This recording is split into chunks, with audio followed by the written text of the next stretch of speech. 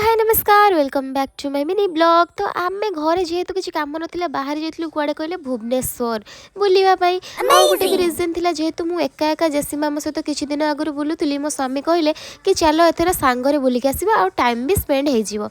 तो आम जाए डायरेक्ट इवनिंग रे पहुंची जाइलु कोठी कहले एस्प्लेनेड मॉल ले। जेहेतु ता बाबा केते दिन पर फैमिली सहित आसुचंते झील सहित तो टाइम स्पेंड करिया बंद थिला ना। तो सी आराम से तांको झील को धरी धरी बुलुचंती और ताको सब बुलेकी देखौचंती।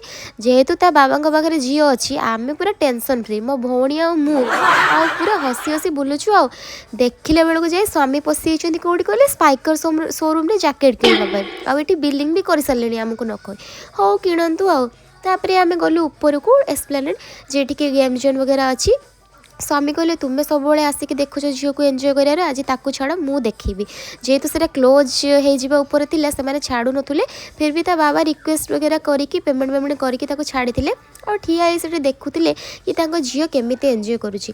और भुवनेश्वर आसवर आउ गोटे रिजन भी सी एठी आसिले सब बहुत ही खुशी होची आम भी भुवनेश्वर आसचु रेगुलारली ताको खुशी करने।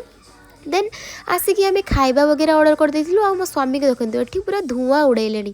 आ मो सहित किछि सांग माने भी जाइथिले सेमाने भी खाउथिले आ साड़ी भिणेकर प्रेम देखुछन्ती। तो थैंक्स फॉर वाचिंग आगो वीडियो पई वेट करंतु।